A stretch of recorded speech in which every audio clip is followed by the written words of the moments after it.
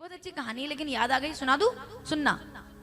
लेकिन एक बात है, कहानी तो मैं सुना दूं आपको, लेकिन मुझे क्योंकि कहानी बोलना अपनी कमजोरी पहले ही बता देनी चाहिए। मुझे कहानी बोलना आता नहीं है, इसीलिए आपका दायित्व ये है कि आपको कहानी का अर्थ समझ में आए या ना आए, फिर भी आपको अपने चेहरे का भाव ऐसा बनाना है कि इससे अच्छी कहानी आपने आज से पहले सुनी ही नहीं। समझ रहे हो?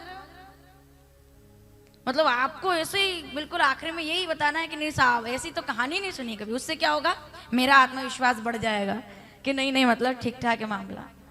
कमाल कर रहे हो। सावधान। एक मंदिर में दो साधु भगवान का भजन करते थे, या भजन भी करते और फिर भगवान का पूजन करते थे। ऐसे सत्य भिक्षा यापन करके जीवन भी उनका चलता था।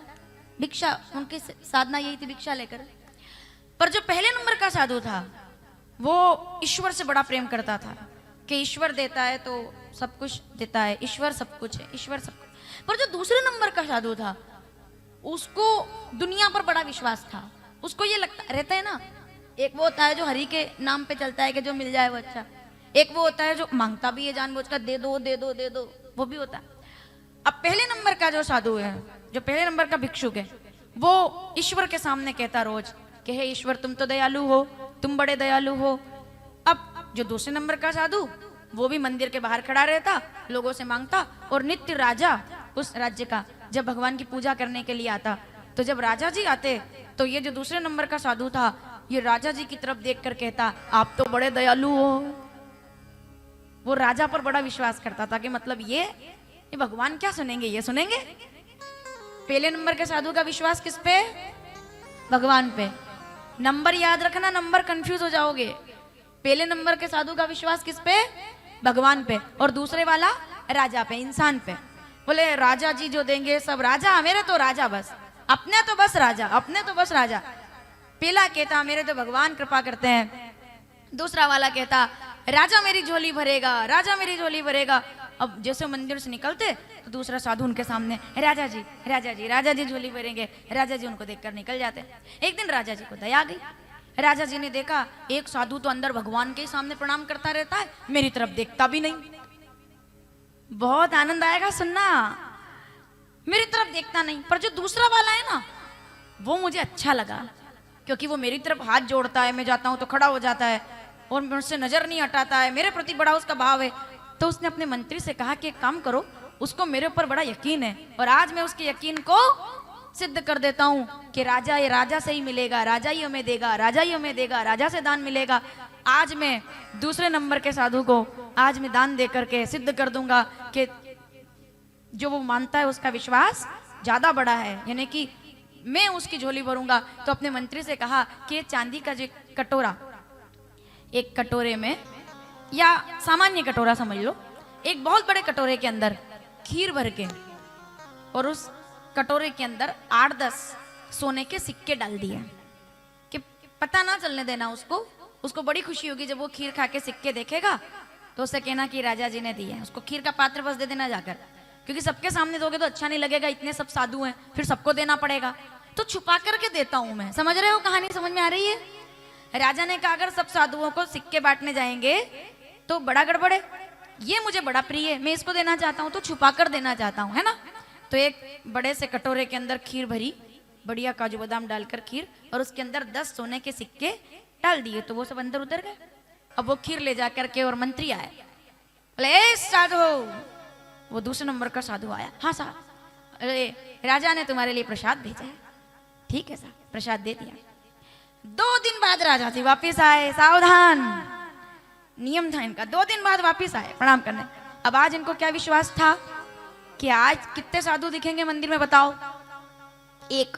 कौन सा वाला? जो ईश्वर से मांगता है, क्योंकि दूसरे वाले को तो सब मिल गया, आज वो थोड़ी आएगा, उसको तो सोने के सिक्के मैंने दे दिए, तो अब तो वो तो आएगा नहीं, उसको तो सिक्के मिल गए। समझ रहे हो? उसको सिक्के मिल गए, वो तो आएगा नहीं। राजा जी आए और राजा जी ने देखा तो वास्तव में 2 साधु आज मंदिर में नहीं है, आज एक ही साधु मंदिर में, लेकिन चक्कर पड़ गया। कौन सा साधु मंदिर में? वही मिला सामने जो राजा जी को मानता था, राजा जी भला करेंगे, राजा जी भला करेंगे। राजा मन में सोचे और कितना भला करूं इसका। कल 10 सोने के सिक्के इसको दे दिए और जो भगवान से मांगता था आज वो नहीं दिखा, आज वो नहीं दिखा। लेकिन जो भगवान से मांगता था और जो राजा जी से मांगता था वो दोनों हाथ जोड़कर खड़ा है। राजा जी ने सोचा कितना लोभी आदमी है, इसको कल ही 10 सोने के सिक्के दिए, आज फिर कह रहा है राजा जी देंगे, राजा जी देंगे। तो मंत्री से पूछवाया उससे कि क्यों भाई, कल इतना मिल गया तुमको फिर भी तुमको कमी रह गई, और पहले नंबर वाला कहाँ है आज? तो उस साधु ने जो जवाब दिया वो सुनना आप ध्यान से, सावधान। साधु ने कहा कि मतलब, तो मंत्री जी ने कहा कल जो प्रसाद तुमको दी थी क्या हुआ उसका? उसने कहा क्या गजब की खीर भिजवाई थी राजा साहब ने,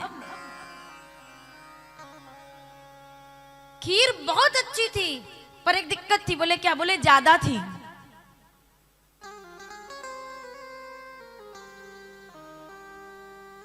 सुनो, अरे रुको तो सही, बहुत अच्छी थी पर एक दिक्कत थी। बोले क्या?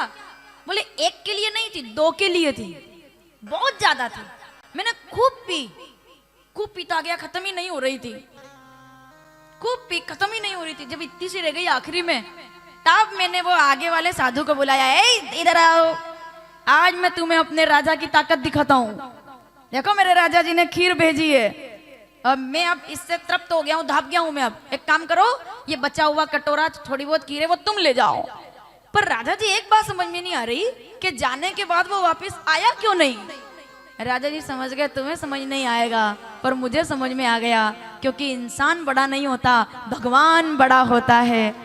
जो मुझसे मांगता था उस तक तो केवल खीर पहुंची, पर जो ईश्वर से मांगता था सोने उसके सिक्के सब उठा करके ले गया, अब तुम खाली रह गए। आया समझ में? जिस पर भगवान कृपा करते हैं, जा पर कृपा, मतलब सिक्के किसके लिए भेजे थे? दूसरे नंबर के लिए, और पहुंचे किसके पास? 1 नंबर वाले के। क्यों? क्योंकि ईश्वर से बड़ा और कोई दाता नहीं है, सबसे बड़े दाता का नाम ईश्वर है। जब ईश्वर देता है तो दुनिया देती है तो हिसाब रखती है, पर ईश्वर जब देता है तो हिसाब। अब आप एक बात बताइए कि किससे मांगना चाहिए? अब आपको क्या लगता है? बता रहे हैं गुरुजी जी, किससे मांगना चाहिए बताइए जरा? राजा से मांगना चाहिए? दुनिया से मांगना चाहिए? संसार से मांगना चाहिए? नहीं भाई, संसार से नहीं मांगना चाहते, दुनिया से नहीं मांगना चाहते, हम तो ईश्वर से मांगना चाहते हैं। और जब ईश्वर देगा तो हिसाब नहीं करेगा, बेहिसाब देगा। ऐसे हमारे ईश्वर हैं, ऐसे हमारे परमात्मा है, ऐसे हमारे